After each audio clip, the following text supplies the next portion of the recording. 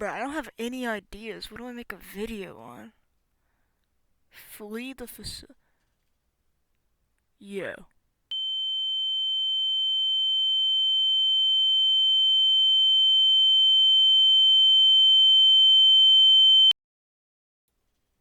This will definitely do.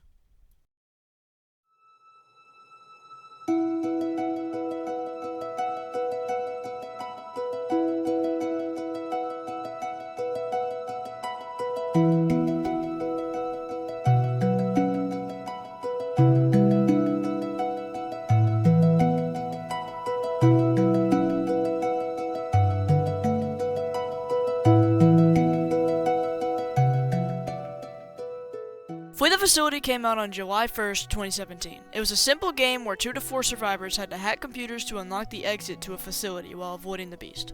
I'm sure if you're watching this that you've played or at least heard of Flee the Facility, so I won't talk too much about what it is. Less than a month after it came out, YouTubers started playing it, so the game gained a lot of traction. The game takes a lot of inspiration from Dead by Daylight, and people seem to like that gameplay loop. But that game is notoriously very toxic, and most casual people didn't want to play it. Back to Flee the Facility, and the game is blowing up. YouTubers with tens of millions of subscribers are making videos on the game, and the player counts are skyrocketing. The Halloween and Christmas events bring new crates and skins to the game, attracting even more people to it. This momentum is carried into 2018, but there's not many new gameplay updates, just mainly skins and crates and stuff like that. But people are still enjoying the game, so they get creative with their video ideas, with absolute banger videos like this one.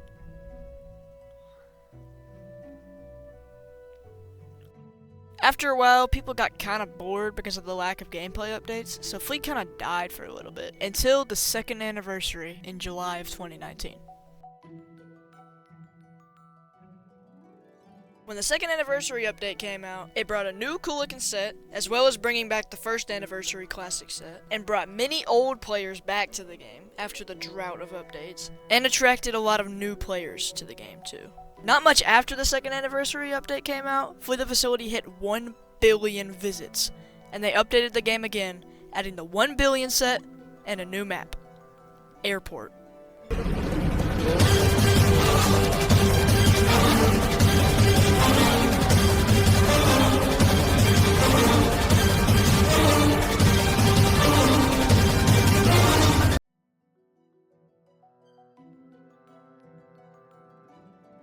I could go on and on about why I love Airport so much. It has been my favorite map since the first time I ever played on it. There's something about it. It's balanced, has many movement tricks you can learn, lots of juking you can learn, and it's just such a fun map. And I think most of the player base agrees on the fact that Airport is a good map. When Airport came out, the player count skyrocketed. This was the highest amount of players the game had ever seen. There's no way they could ruin it now.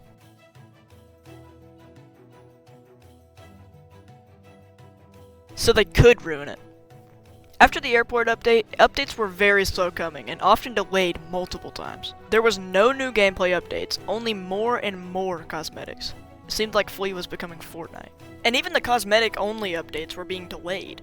Like seriously, there's no reason for the July anniversary event to be combined with the Halloween event. We can't be serious. A new map would come out every once in a while, but they didn't really feel the same as the old maps. It seemed like the creator, Mr. Wendy, just didn't care as much about the game as he used to, and the player counts showed. They needed to do something about this, and for once, they actually did.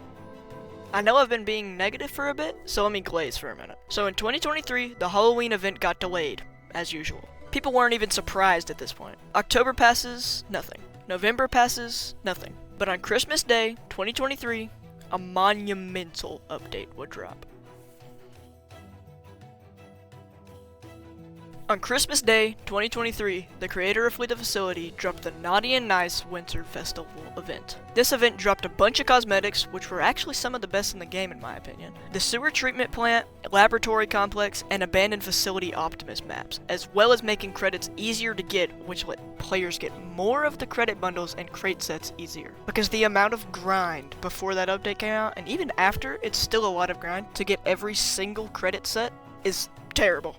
The maps added this update, while not amazing, are pretty good in my opinion, and I've actually had some fun on all 3 of them. Player counts rose up little by little, all the way until February, and then they dropped part 2. even more banger sets, a lot of bundles, and even made Airport better in my opinion, as if that was even possible. It was this update that was the peak Flee the Facility has ever seen. But after the hype died out, it went back to the same thing.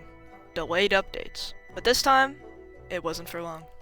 Even though the updates were delayed, they were actually really good, with many events including the 7th anniversary, Arsenal collab, and 5 billion visits. But the two that I'm really talking about are the 2 beast perks that have been added. That's right, the creators finally added beast perks after years of waiting. The 2 that are currently out are the Stalker and the Seer perks, with Stalker hiding your beast glow and noise, and Seer marking survivors on your screen with an eye. I think that Flee the Facility is going in a good direction as of now, as long as the updates come relatively on time.